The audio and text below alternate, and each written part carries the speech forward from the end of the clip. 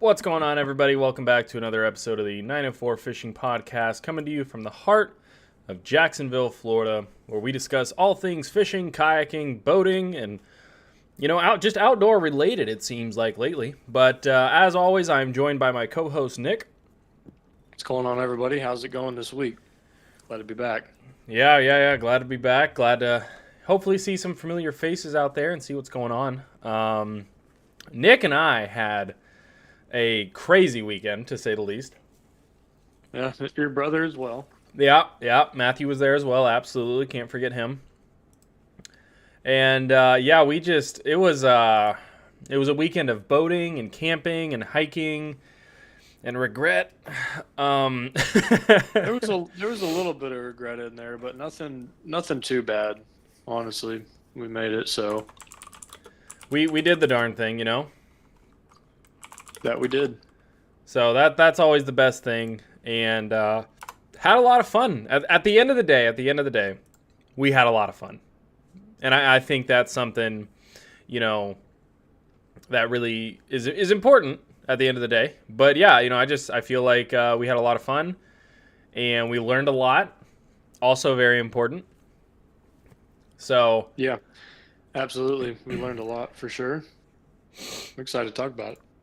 I'm also excited to talk about what should we kick it off with. I think we should just kind of go through the process of packing and acquiring stuff, and just go through everything that we did in the process that we did it. Does that make sense?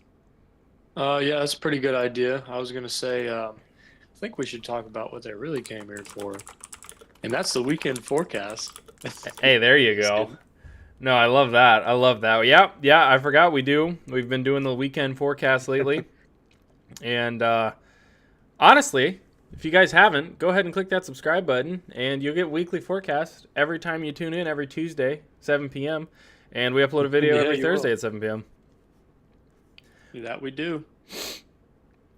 But as always, you guys, we're going to be doing Volano Beach is where we do the forecast. We're going to be doing it for this upcoming Saturday, which will be the 13th. Almost Friday the 13th. Dun, dun, dun. Oh man, yeah, close. But we're looking at a 7:12 a.m. low tide, a 1:07 p.m. high tide, and then a 7:09 p.m. low tide again. And both of those low tides coincide with the sunrise and sunset. So, again, guys, now's the time. Great time of year for it. Anytime those two overlap or are close to each other, it's a great time to go fishing. Yeah, the pressure's gonna be perfect for it. The tides, all the phases. Yep. Barometric pressure is looking pretty good. We're going to be rising right after sunset. We're going to be rising, which is always good. That'll get the fish moving and jumping and biting and whatnot. So probably be a good Saturday to get out there. Significant forecast in the waves and whatnot. Looking pretty good, honestly. You're only looking at about 2.5 to 3 foot waves. So decent waves to get the water moving without being a little obnoxious. Now the wind, the wind on the other hand, my lord, the wind Is is it bad? it's insane. So 7 a.m., which is sunrise, 7 a.m., you're looking at about 10 miles an hour coming from the north-northwest. 8 a.m., you're looking at 10 miles an hour from the north-northwest. 9 a.m., you're looking at 10 miles an hour from the southwest. Mm. And then 10 a.m., Mhm. you're looking at 10 miles an hour from the east-southeast. And then 11 a.m., you're looking at 8 miles an hour from the north. And then 12 p.m., you're looking at 8 miles an hour from the north-northeast. It's a little tough. It's a little tough. That's insane how much that moves around. I've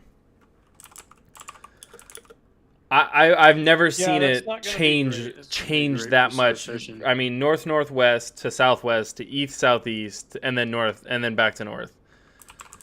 Oh, I mean, yeah, I've seen it do like a full 360 before. I've Yeah, seen that's it definitely insane. a 180. That's basically what it's did. Yeah, it's insane.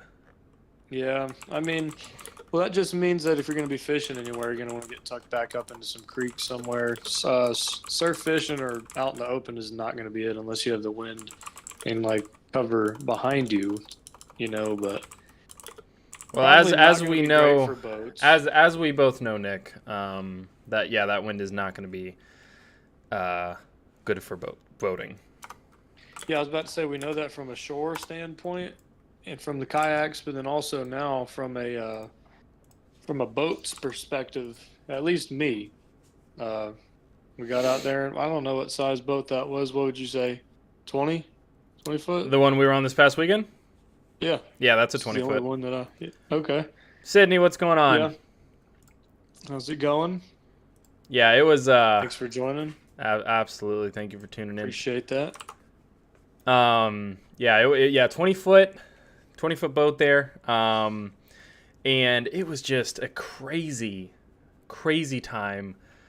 Nick and I, if you haven't surmised, Nick and I went out this past weekend on the boat. We went out on my brother's dad's boat, my stepdad, and we went out there. We did a little fishing up there by St. Mary's up in Georgia, and had a pretty good time.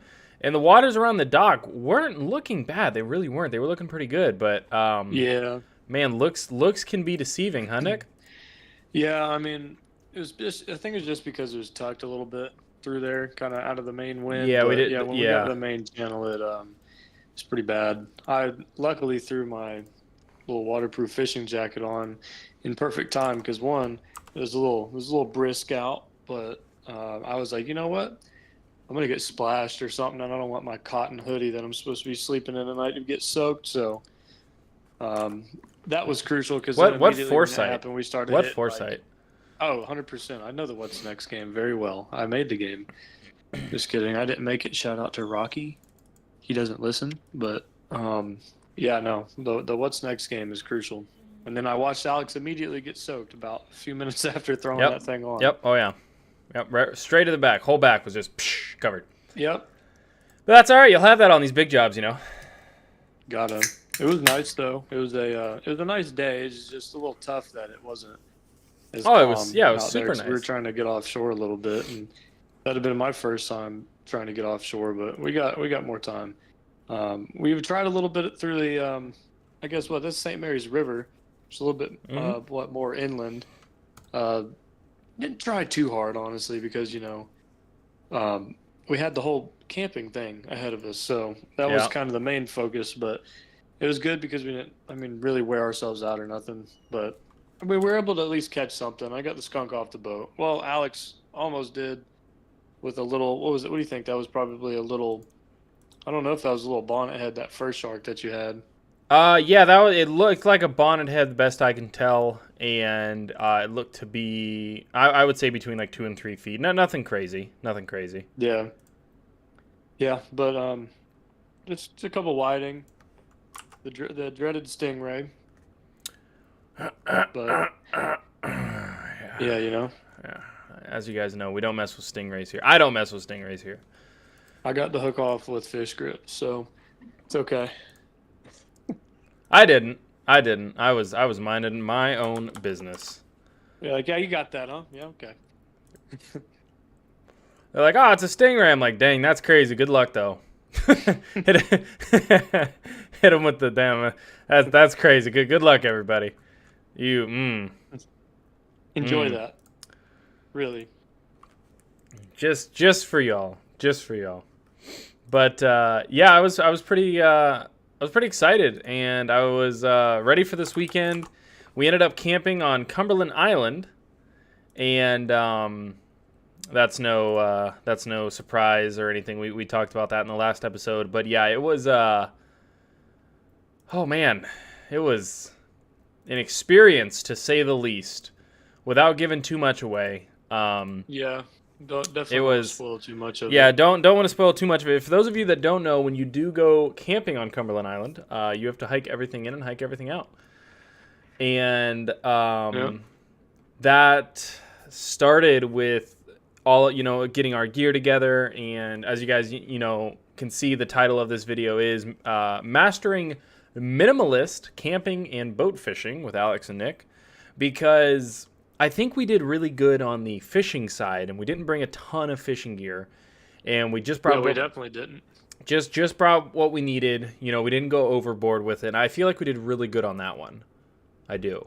Yeah, we did good on that part because we've talked about it before, and that was a time where minimal gear, and honestly, I packed last second. So It was I minimal definitely threw that because together. it was last second, and I didn't have an option. Mm-hmm. Hey, sometimes that's the best kind of time.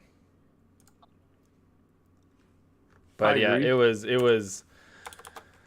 Oh, you know, we got put in at the same areas. We did a little fishing, and got dropped off on Cumberland Island, and started hiking in, and it was immediate within the first probably 100 yards we walked, Nick.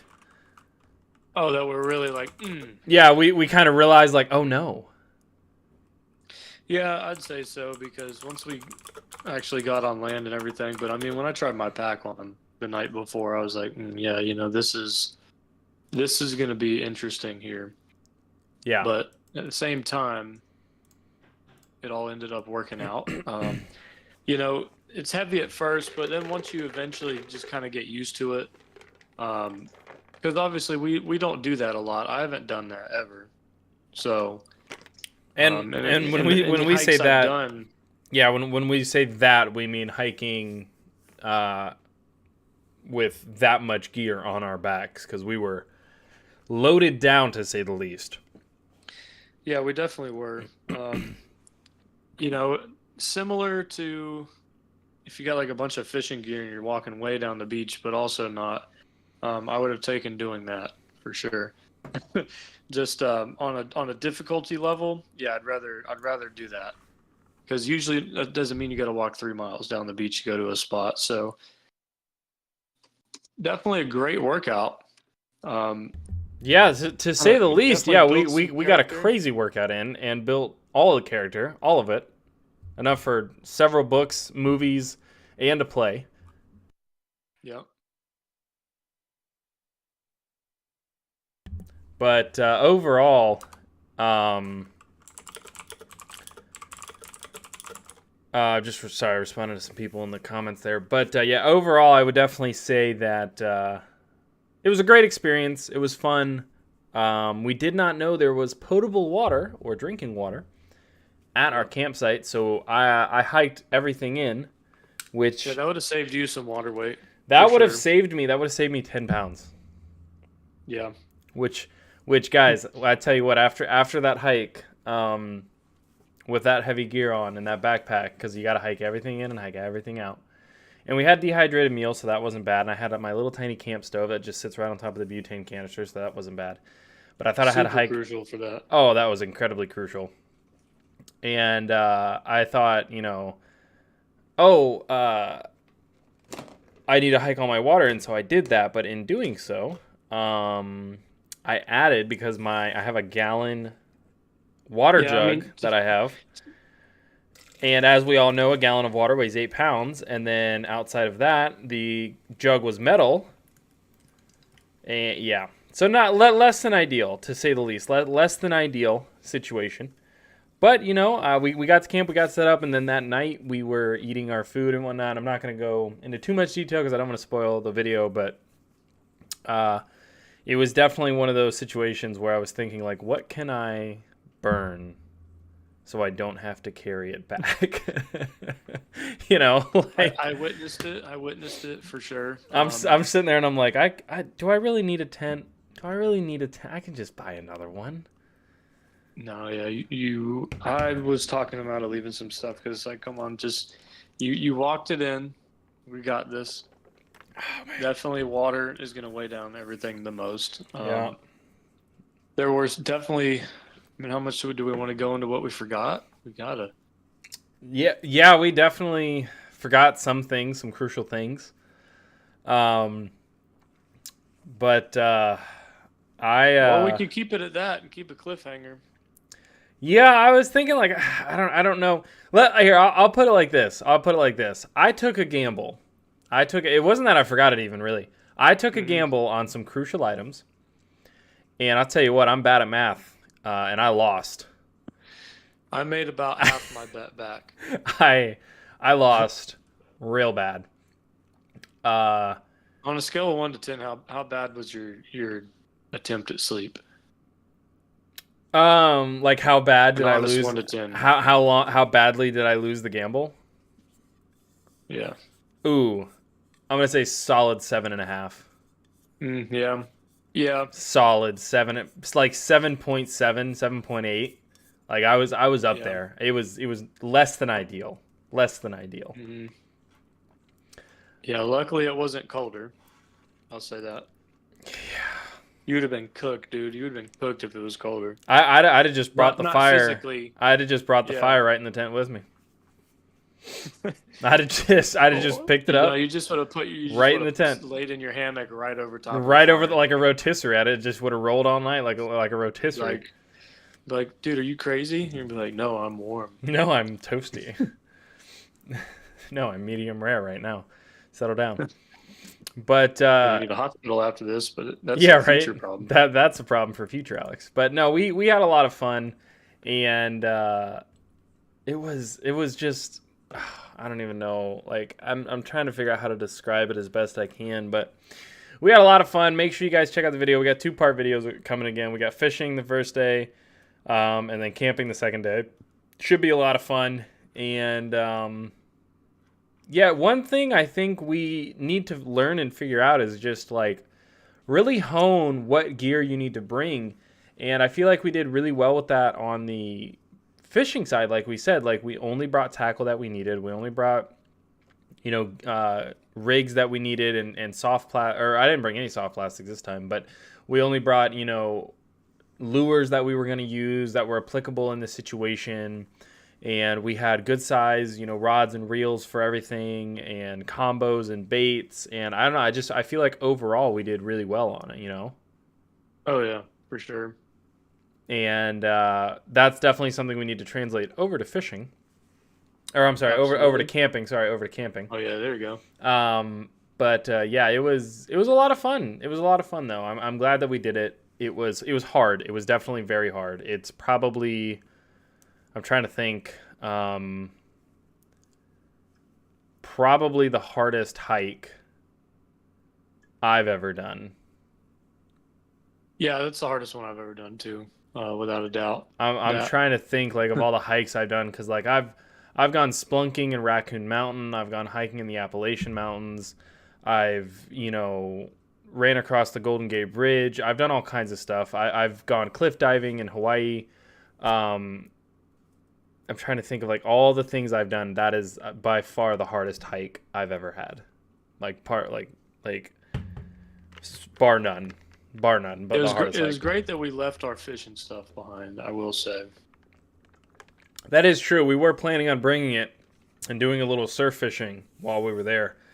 But I was like, no, well, let's not do that because we said we were gonna do it last time, and then we didn't, and da da da da da. And yeah, Nick's like, yeah, fair enough. We'll just leave it on the boat. Boy, howdy. Yeah, like Probably comparatively the of the tired level, I definitely would have fished more after the beach fishing yeah. compared to that. Oh yeah, yeah. Definitely, definitely the kind. Probably one of the best decisions I made the whole trip, for being honest. We see Rad Dad over there. He misses the beach. Recently moved from the 904 to Alabama. At least I'm close to Guntersville Lake. Hopefully the bank fishing there is good. Yeah, I mean, I'm just seeing him because I've signed in on my account. It's the wrong one, but I was trying to get that signed in so that way I could actually comment and respond. But yeah, I'll have to look that up. I don't know what part of Alabama that is, but I guess Alabama, they probably got gators over there too. I'm sure. I don't see Oh why my, there wouldn't be. this guy. You don't need to worry about gators. You leave the gators alone, they'll leave you alone. Buddy, it's not like wasps. What? It's not like that though.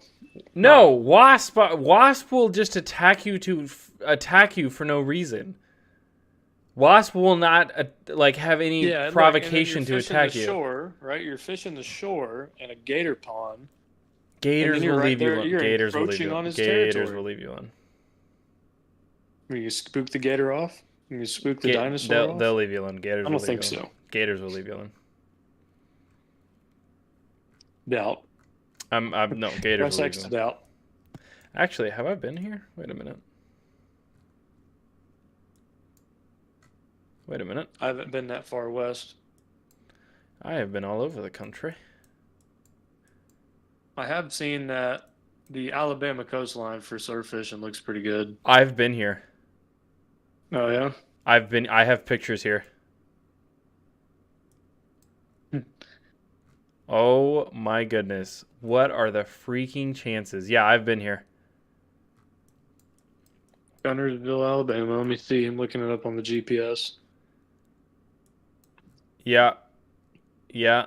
I drove through that. Oh, okay. Yeah, it's way Right up there. there, right there on Definitely highway. away from the shore. Yeah, right there on Highway 431. Yeah, I drove through that. No way. What are the chances? I didn't realize that. I have oh my goodness. That's actually really cool. I remember when we drove by actually, the water level was extremely low. Like extremely low. Hmm. Yeah, honestly, that looks like a pretty nice spot. From whenever I tried to fish around some boat ramps, whenever I was up in North Georgia, almost to South Carolina, it was McKaysville. I was like, you know what, dude? I've got to fish some of these lakes around here. No, there's great fishing See, up there. it's crazy, bro. It's just a whole other world to me because like I have no idea. I know that there's bass in there and crappie, catfish, Catfish. something like what other kind of fish are in there too. What is it? Not is it specks? That's Or no, crappie. That's another word for crappie. okay. I figured. Well, looky there. Learn something new every day. But yeah, I've had the privilege to have traveled quite a bit all over the country. I have been to and visited pretty much every state. Pretty much every state south of like Pennsylvania. Yeah, the furthest north I've been was, by God, West Virginia. Oh, God. Wait, the furthest west you've been was West Virginia? No, north. Oh, God. I was like, buddy, that's like fairly north. Like Tallahassee's. Yeah, Tallahassee's further north or west than. Yeah, that's the farthest I've been west, Tallahassee. Seriously? Yeah. No way. Yeah, that's the furthest west I've gone. That was a few years Wait. ago. How many? So have you like been to other states or anything? Been up the coast of Virginia. So Georgia, South Kakalaki, North Kakalaki, West Virginia. Well, Virginia, West Virginia. You can't get to Mm-hmm. West Virginia without going through Virginia. The Virginia. Oh, that's insane. No way. Yeah. Yes, way. That's what happens whenever you got a sick car, dude. You can't spend money on traveling. Fair enough. Fair enough. I mean, I've been out. My God. Wait a minute. Wow, I'm looking at a map now. I can count almost on one hand the amount of states I've not been to. Because I've been to Texas. It's quite what? This is quite the side quest here. You got me It's sidetracked good stuff, now. though. Well, Good now, stuff, well, though. well, the problem is I'm thinking about all the states I've been to, and now I'm thinking like all the fishing I've done in these states. You know, Yeah. like I've been to Texas, Oklahoma, Kansas, Missouri, Illinois, Iowa, Indiana, Ohio, Kentucky, West Virginia, Virginia, North Carolina, South Carolina, Georgia, Alabama, Mississippi, Louisiana, Arkansas, Tennessee, Florida, New Mexico, Arizona, California, Nevada, Utah, Colorado, Nebraska, South Dakota, Wyoming. Like I've been there. Like I've been to Hawaii. Like I've been to all these places and I've fished in almost all of them. Did you fish in Hawaii? Uh, kinda. It was called fishing, but it was basically just like a cane pole and like a J hook, and the dude just like put like a little piece of fish bite on, like not the fish bite, but like just little fish food basically on like the end of the hook, and you dip it in the water, and of course like there's 70,000 fish down there, and they're all trying to they know like, oh, if we go here we get food taken out, taking our picture and then thrown back. So like they're all like trained basically. But so I did that, but I don't at the time I was like, I've been fishing in Hawaii. Now that I'm looking back, I'm like, I don't know about that one, Chief. It's catching. Yeah, basically. Still fishing though, just a different style. Yeah. Yeah, I'd like to revisit somewhere like some lake up further up north, because the last time I went, when we were up there in McKaysville, Georgia, I tried fishing around there and I didn't catch anything. I mean, I didn't have. Georgia fishing genuinely is so much different. Yeah, I think I was trying to use some like worms from Walmart, like real worms, and I don't know, man. I tried to make like a Carolina rig or something. Well, but see, so that's the thing is, and I've said this before, but whenever you're traveling and fishing, it's way different than if like you're fishing around your area. But I was also bottom fishing. I bet you if I had a popping cork with a some kind of live bait, oh, for or sure, even a popping cork with a. I was just trying to keep it cheap because I didn't bring a fishing pole. I was like, no, that was dumb. I got to go buy one. So I bought a little takedown. There you go. A little Walmart action. But yeah, I probably could have done a popping cork with like a fluke or something on it, some artificial, but just that way it'll be suspended. Well, up higher, I'm sure. That's the thing is like, and I've said this before, but Florida, especially here in the Jacksonville area, we what's up, Mike? From Get Out the House, Go There Fish. Thanks for tuning in, buddy. What's going on? But I've said this before, and I'll say it again. Jacksonville, Florida, has one of the best fishing atmospheres and environments you can find almost anywhere in the country. You have incredible freshwater species, you have incredible saltwater species, and it's hard to find both of those things so close together in such close proximity to each other. The fact that I can go out to the beach or go out to the intercoastal, near an inlet or something, and catch a tarpon, catch a redfish, catch a flounder, catch, any size of these incredible saltwater species. And then in 30 minutes, I can be catching a trophy catfish or a trophy bass or, a sturgeon. We have sturgeon here as well in the St. Johns River. We have sturgeon. We have striped bass. Yep. We have largemouth bass. We have blue cats, channel cats, spotted cats. Like the amount of species and the amount of fishing that you can do within basically a 2-hour radius of we got Jacksonville. Eels, gar. Yeah, we've got eels, we've got gar, we've got, just the amount of species all kinds of stingrays. Absolutely insane. And it's genuinely hard to find that pretty much anywhere else in the country. Croaker, pinfish, all the bait fish too. Oh, yeah. Everything. There's a whole bunch. Mud minnows, shrimp, finger mullet. Like, we want to catch some big, nice bass or some big, catfish or something. Let's go down to Lake Sampson in Stark, an hour away. Or, we want to catch, mahi-mahi. Let's go offshore. Boom. You can leave from Jacksonville and go offshore, 10 miles out, and you're catching mahi-mahi and tuna and swordfish and stuff like that. Or sailfin, I'm sorry. Or, let's go catfishing at night. So, let's go catfishing at night. We'll go to Doctor's Lake and catch a 32-pound catfish like I did. The amount of fishing and the amount of different options you have available to you is bar none insane. It's absolutely insane. Oh, I agree. I'd like to go specific catfishing. Oh, you reckon? By some bridge or something. I don't know. I feel like it'd be interesting. Do a little 7-footers. Do a little like sunset trip or like dusk trip or something. Yeah, maybe. Or honestly, just do it whenever. You know what? You know where a good spot would maybe be for that? The water. Right over. All right. You got the rest. I'm just kidding. Just disconnect sound. Yeah. No, over at the Julington Creek bridge, there's a park that's right there, and there's several docks in casting distance of probably some good deep water by that bridge. So, and that's definitely more brackish back through there, favoring the freshwater side. So I don't know. Might be something. I just don't know what bait would be best. I tried shrimp, but I didn't catch anything. For a catfish? Yeah, I was just going for something that was going to eat stuff on the bottom. That's easy. That's easy. I can tell you. So this is a little fun fact for you guys. Nick, what fish species in all the freshwater and saltwater do you think has the best sense of smell? Probably dang catfish. It's the catfish.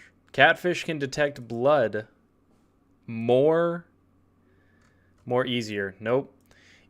It can detect blood in water better than sharks can. That's pretty interesting. That's good to know. So use some kind of bloody bait then. Well, not necessarily. It doesn't even have to really be bloody bait. Just Well, just something that's good that has blood for it to smell. Yeah, it's you want something that's gonna have a bleeding creature. Well, no. You're gonna want something that's gonna have any kind of scent to it, a good scent, oily scent, something like that. That 32-pound catfish I caught on hot dogs, Jello, and garlic powder. Decent. Yeah. I caught a red on a hot dog underneath the Doctor's Lake Bridge. I walked down there near the rocks. Probably the same thing, honestly. Yeah, I caught a keeper red, dude. That was like one of the first reds I've caught, actually. Thinking about that. I was just like, yeah, dude, hot dog, that'll work. And it wasn't. But then, yeah, dude, caught a red right off these rocks right there. Blew my mind. Exactly. Thanks, Katie.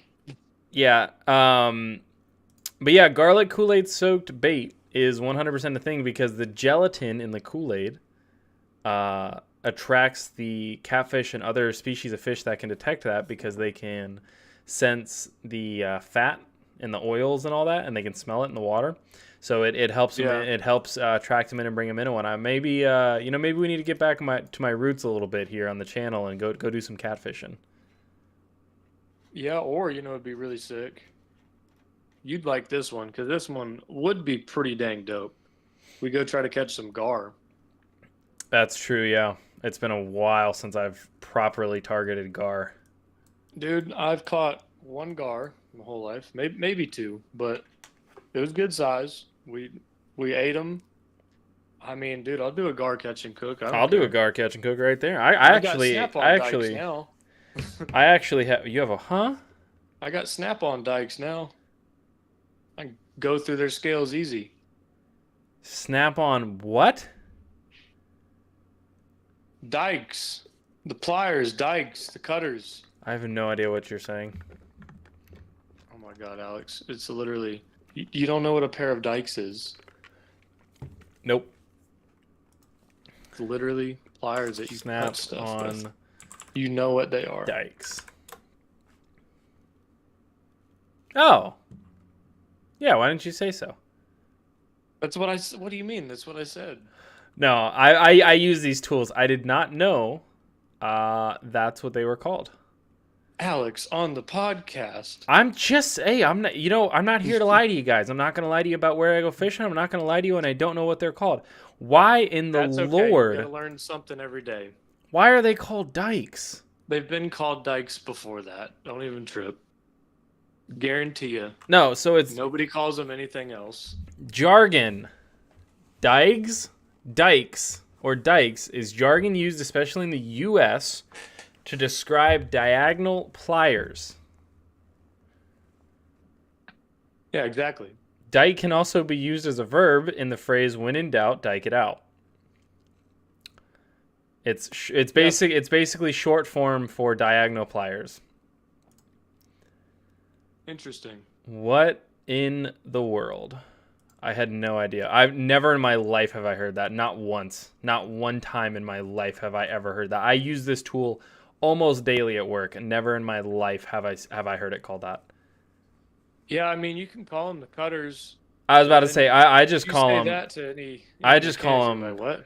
I just call them well, my coworkers at work are not as mechanically inclined as I am, which is saying a lot. But I usually just call them the plier cutters, which sounds Yeah, that works too. But worse. Katie's right. We learn something every day. Which sounds worse because that implies that it is made for cutting pliers, but it's not. Yeah. I'm not calling that. But anyway, that's what you got to use to cut through the scales on gar, because they're just such thick armored fish. They're thick armored dinosaurs. They're prehistoric, yeah. Yeah, that's exactly Honestly, you could probably even use a cutting wheel, but that's excessive. God, could you imagine? What if it worked better? No, because it would get hot. That'd be nasty. That'd be a mess. It wouldn't get hot. How would it get hot? Friction. There's no way. I don't know, man. Friction, and then you're gonna get gar dust. Gar dust. No, that would be nasty. I'm not doing that in my Gar dust. No. This man said gar dust. No, the mess that would make. No, I don't want to clean that off my tool, because guess what? You're not gonna get all of it off. Could you wait? Hang on. Hear me out. Hear me out. Sawzall, sure. We just go get like a Harbor Freight one. I mean, I have another Dremel that I just need the cutting wheel for. I mean, we could just do it with a blowtorch. We could just blowtorch right through it. And cook it at the same time. Yeah, cook it at the same time. All butane. Get a nice little crisp on it, a nice crust. No. Because we'd have to get all the bones out. I'd like to retry it again because I didn't know what I was doing back then. So, I mean, that was high school. That was what true. Would you want pneumatic? Would you want a pneumatic, cutting wheel, like a pneumatic? I already have a Dremel. You plug it in. I was about to say, so would you want electric or pneumatic? Probably electric, right? Yeah, because I don't have a compressor. Tried it. Yeah, yet.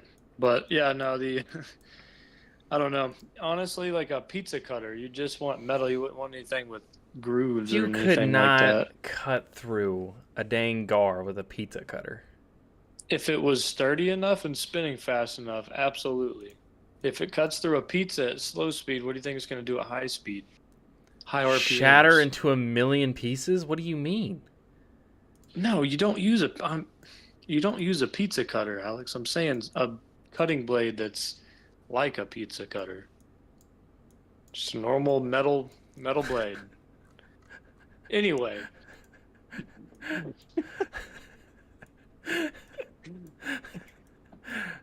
What? A pizza? Yeah. A pizza cutter that's not a regular pizza cutter. This isn't your average pizza cutter. This is an advanced pizza cutter. Yeah, it is. Oh my goodness. Oh no. You know what? Just to spite you, I'm gonna get a pizza cutter. Stop I'm gonna take it apart. Stop it. And I'm gonna drill holes so that way it fits up fine to a angle grinder or a cutting wheel. Stop it. A Dremel, and you will see. It's not gonna work. It would. It won't. How much do you want to bet? Good lord, if you take a pizza cutter and put it onto a Dremel tool, like a handheld Dremel tool, and you would be able to cut through the scales of a gar. Mike, are you hearing this guy? Are you hearing yourself? We need some dad advice here. Are you hearing yourself? What is Dude, yes, the matter with you? You just don't believe hard enough, all right? You animal. What is wrong with you? You can't take a freaking pizza cutter, put it on a handheld Dremel tool, and get it to go fast enough to cut through a gar.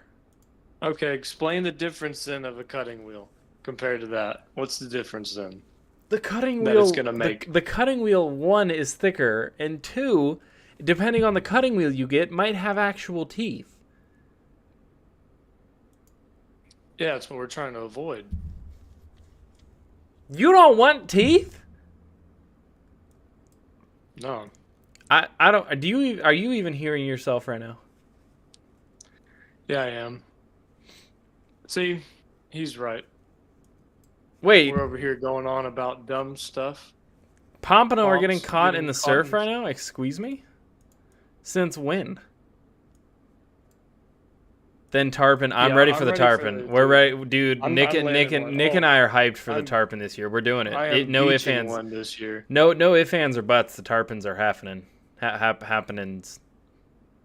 Yeah, I know what to do this time. Literally, 60 or to 80 pound leader, and then Oh yeah, yeah, some very strong braid. yeah. Oh And yeah, yeah, yeah, honestly, yeah. the rigs that I was using that were working pretty dang good was the mullet, and I wasn't even Previously using on a what? Sputnik. I was just using a big egg weight.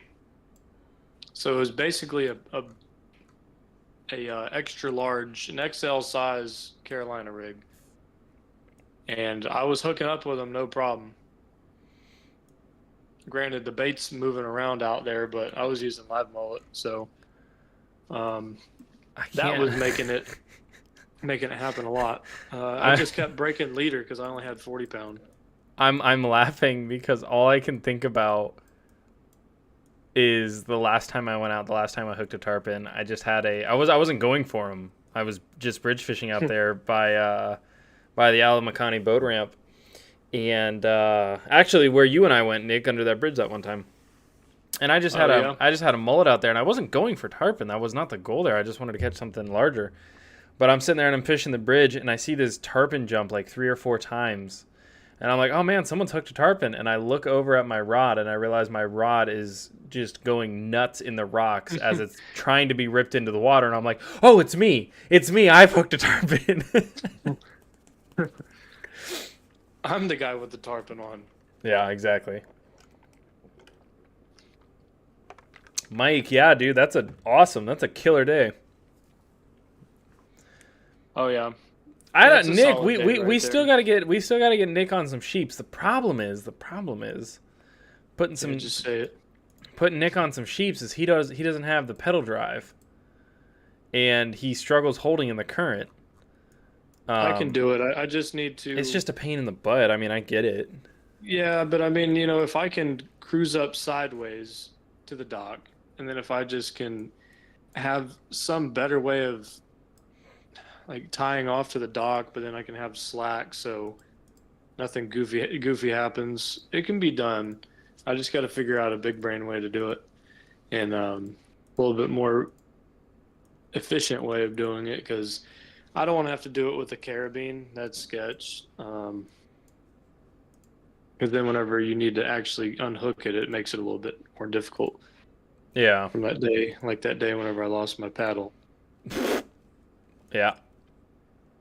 So, yeah, there's got to be a better way to do it. If the current's moving too much, either way, I got to be pinned right up next to it. So, I mean, even if I drop anchor, somewhere near it, and then I get held close enough to it, that could work. Yeah, I mean, I figure you could probably do it easy enough. Yeah. But yeah, I'm excited. I'm ready. Yeah, me too. It's definitely been picking up, but even more so now.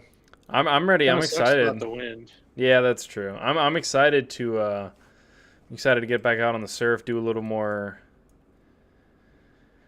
easier. That's a sentence. Do a little more easier fishing. What's going on Sunday?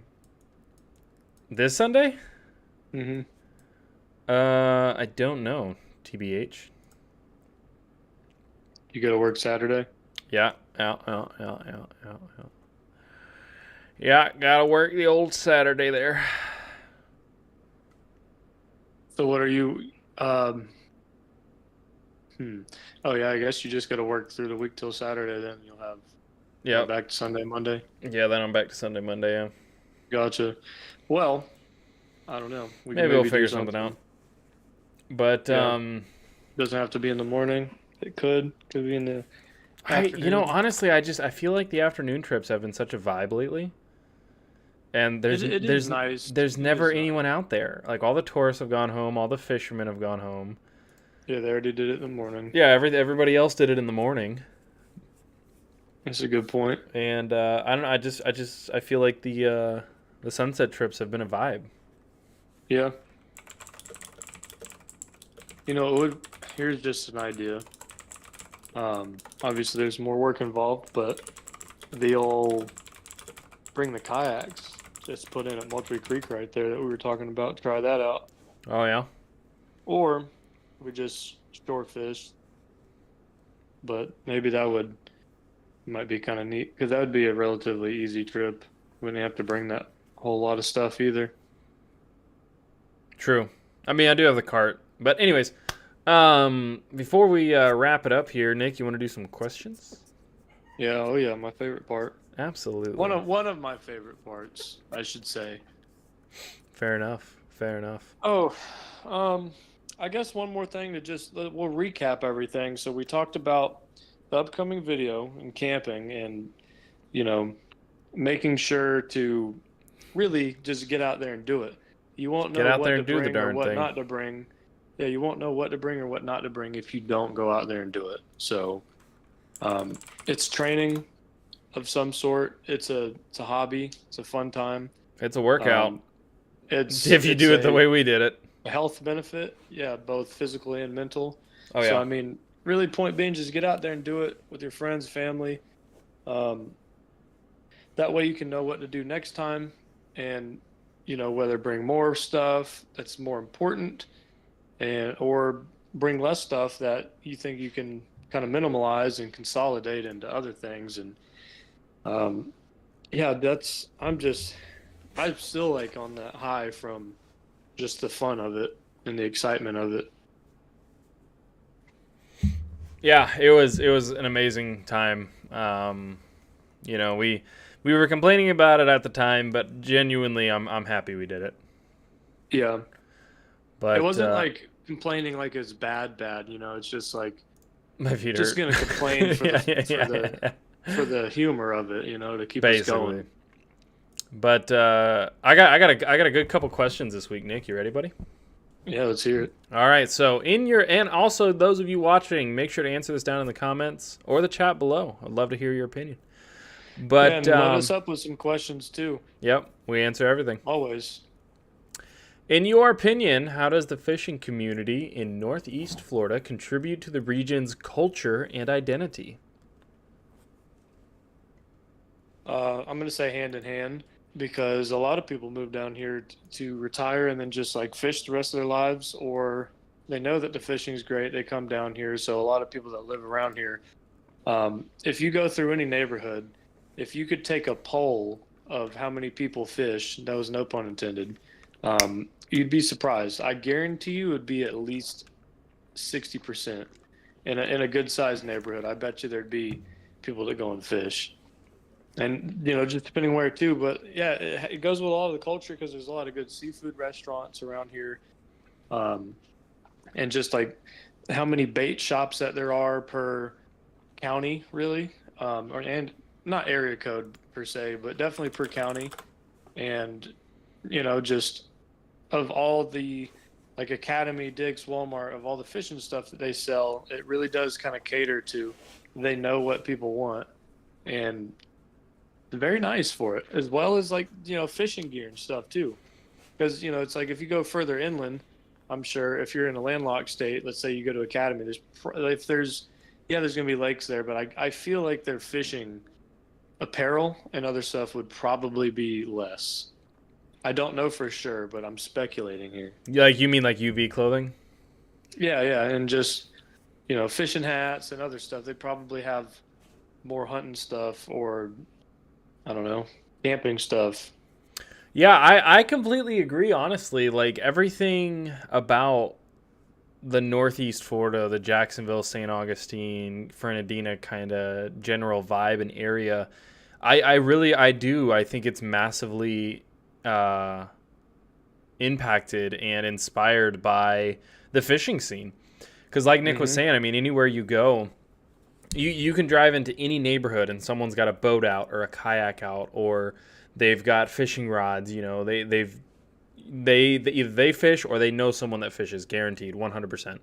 And Yeah. the restaurants, you know, big tourist attraction down here is all the fresh seafood, all the fresh sushi, all the fresh, you know, nice restaurants you can get that have the catch of the day where it was caught that day and brought in. You know, it's hard to get that anywhere else.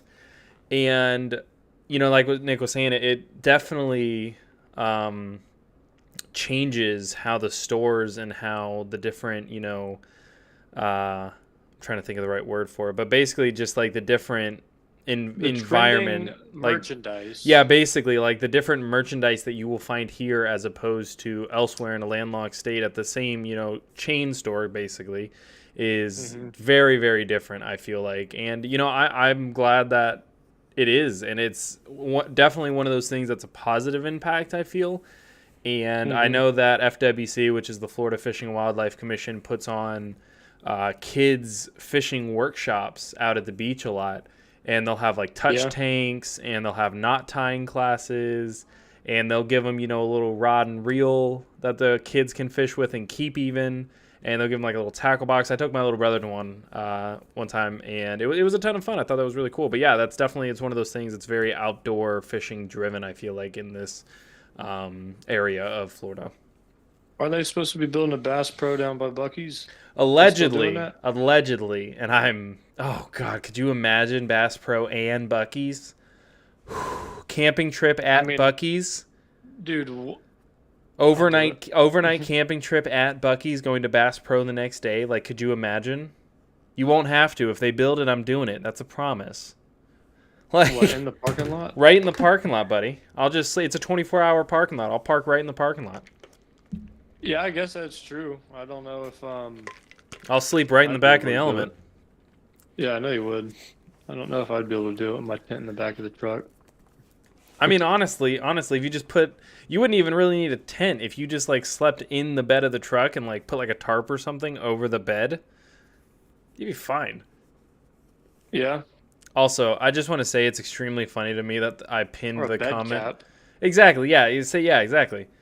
But I just want to say it's extremely funny, the comment that I pinned in the chat that seemingly has no frame of reference, which is just hot dog water. Did you really? I swear it's pinned. You know, shout out to Catherine that said hot dog water. We're just gonna. Oh, what a riot she is. Oh. But she goodness. likes Limp Bizkit a lot. She likes that band. Oh, anyways, okay. I about said it. Anyways, moving on to the next question before we hop off for the night. But Nick, as someone who's passionate about fishing, do you have any favorite fishing-related books, movies, or documentaries that you would recommend to our listeners? Bill Dance, dude. God, that was immediate. He didn't even think. Bill Dance. He didn't even think about it. He's my favorite because you get to see actual good fishing. He's got some good advice and tips and information, but then you also get some good humor where it's like, you know, like this is a guy I can go fishing with. Fellas. Yeah. Oh yeah. But honestly, I mean I don't really have any books per se, but really just YouTube and all these channels and everything. But I mean, I have this book that I forget where it came from, but it's called The Lore of Sports Fishing, and it's neat. It's definitely an old book. I don't even know when it's from, but it's a big picture book. It's like a 12 by 10 or like a 12 by 12 book. It's like 2.5, 3 inches thick. So I mean, it's got a lot of stuff. It says 2,500 illustrations in color and black and white, and I think that covers all the species, because I'm seeing on the front we got a trout, looks like a bluefish. Honestly, yeah, that's pretty neat, and then a sailfish. So. Yeah, honestly, that one's a pretty cool one. I've looked through that time and time again. I don't know. What about you? Oh, mine's easy. Jeremy Wade. Okay. Jeremy Wade, River Monsters. absolute Mad lad. favorite gentleman. And if you guys haven't seen Jeremy Wade's River Monsters on Discovery, I believe it is, 10 out of 10 would highly recommend. It's an amazing series, and he ended the series because he caught every massive species of fish in the globe, like in the world, on the globe. Which is amazing. I can't tell you how many times I go back and rewatch that show and how many times I've seen it in the episodes, from the Goliath grouper to the Goliath tigerfish to the gooch catfish to the Wells catfish. Like the amount of effort and dedication and knowledge this man has for fishing is something that I aspire to. And something that definitely inspired me to start my YouTube channel, because that's what I want to be one day. I want somebody in the future to be like, oh yeah, that Alex guy, yeah, he's the reason like I fish as much as I do. I just think that would be so cool to get out there and inspire as many people as he has. I agree. Yeah, I forgot to add that Mad Lad, but that was already in the memory bank for it. Yeah, because I have a book too. It's just a good time. It's a good time watching it. It's just crazy how he goes out there and has done that. Yeah, I love his videos. I like legit catches the biggest fish that they're going for. Like, yeah, this is the one every that time ate my dog. I'm gonna catch it. Like, yeah, and a whole body of water, I want to make a Jeremy Wade River Monsters style video where it shows me like in the workshop and like cover, have the different pictures of the stuff, and it, pans over, and I'm like, today we're going looking for a Florida pompano. How he like does the drawings on the sand, and he goes in like to the backstory. I don't know. I love River Monsters. It's an awesome show. If you guys haven't seen it, go check it out. We should do that for catching gar then, because those are actually kind of river monsters. They can be. Ooh, stay tuned. I don't know how big we have. I know that there's big gar out there, but I don't know like. Oh, there's a ton of gar out there. But I do want to look more into that, because even if it's, they're going to be a fun fight. That's going to be like the strongest fighting freshwater, brackish water fish, I feel, besides like a massive catfish. Right. I want to recommend a book to you guys as well. I recommend this to everyone. In fact, I have given away a couple of these on the channel. That's how much I like them. And Mike from Get Out the House Go Fish actually won one. He was the last winner, but it's a field guide to coastal fishes from Maine to Texas by Val Kells and Kent Carpenter. If you guys are looking to get into fishing at all in any regards, and you want a good book to help you identify any species of fish that you could possibly catch in and around the state of Florida, this is the one to do it. I'll put a link in the chat for you guys to the Amazon if you guys are interested, but definitely highly recommend this book. It's got, it's awesome. It's got every different kind of witch species and variations, and I can't tell you how many times I have caught and or encountered a new species of fish, and I'm like, what in the world is that thing? And I go looking, and I find it in this book, and I learned something new, and it's really fun. It's really cool. Gives you all kinds of information on it. Actually, I think I just saw the pompano. Hang on. Mike said that he looks at that book a lot. Oh, does he? Yeah. Yeah, exactly. Yeah, but yeah, this is the Florida pompano. Features silvery with metallic bluish to greenish skin, abdomen silver to golden, anal and caudal fin lobes. First dorsal fin spines separate. Second dorsal fin within 20 to 27 rays. And then it gives you a habitat, and it also gives you a biology. Juveniles form large schools, chase prey onto beach faces. Sought commercially and for sport. Definitely one of those things. Yeah, I freaking love this fish. This book, because, like I said, I've caught fish before, and I'm like, I have no idea what that is. And it's got all kinds of pictures, and they're all in color, and it's awesome. It's great for, it sits by my computer too, because like I'll see a picture online and everyone's like, oh, look at what this fish I caught is, and they'll give a description of what the fish is, and I'm like, I'm pretty sure that's not what that is. And I like that. grab my book and flip through it, and I'm like, oh nope, there it is. Literally like that video that you were showing me about the thumbnail. Yeah, exactly. I'm like, what are we doing here, boys? What's going on? But Put them on blast. it breaks it down by different types of fish, like different families of fish. But Yeah. I was curious. I was looking up gar here. Let's see here. I'm gonna look up gar in this book as well.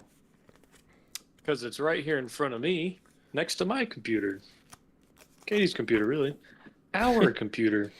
Yeah, so it gives me alligator gar and longnose gar. The Florida longnose gar are the Let's two see that here. it shows me here. The fish. But yeah, so that's pretty cool. Definitely recommend. I might be doing another giveaway of that book, honestly, in not too long, because I think it's an amazing book and everyone should own one, especially if you're interested in fishing in the state of Florida. But yeah, Nick, you got anything else to add before we wrap it up? Trying to think. I mean, what's a video that some people are wanting to see? Any requests? Any requests in style, or at least Yeah, if you guys want to see something kind in of fishing particular, or let us species? know. Yeah, let us know Give down in us the a comments. challenge. Can we go catch this certain species? Give us a some little- river monster inspired challenge. Go catch a size, or go catch this species in this size kind of deal, and Nick and I will do the darn thing, guaranteed. Guaranteed. It's an Yeah, fishing guaranteed. Because like I said, there's that dock it's right down the road. It's like 15 minutes from me, and honestly, I feel like if we got out there with some chicken, Baits. maybe, or maybe not chicken, but definitely something that's going to be good for either catfish or figure out the best way to try to fish for gar. I've seen the rope method that they pretty much just tie on a little piece of white rope and then they fray the end of it, and then whenever the gars snag at it, or swipe at it, their teeth get I was snagged about to in say the rope. their jaws get kind of snagged and stuck in it. That honestly makes a lot of sense. Yeah, because they got so many teeth. I mean, but also from what I remember, whenever I caught that gar years ago, I was using some kind of bait. Honestly, you know what I might have been using? We might have had clams from Doctor's Lake earlier, and I just loaded up like a bunch on like a bottom rig. That And makes then sense. yeah, because I mean, I think that's what we're using. Maybe we're using hot dogs. I don't know. It was something But meaty. I don't think it was shrimp. Yeah, we'll yeah. figure it out in the next couple episodes. We'll do a gar episode and figure out what's the best bait for him. Yeah. But I reckon that'll wrap it up here. As always, you guys, we appreciate you tuning in. If you haven't, make sure to click that subscribe button. We'll see you guys next week. Same bat time, same bat channel, Tuesday, 7 p.m. But until next time, you guys, keep your cast long, your lines tight, and your stories true. Yep. Y'all have a good one. Let's power through the rest of the week. Get to the weekend. Get out there and do some fishing. We'll see you guys.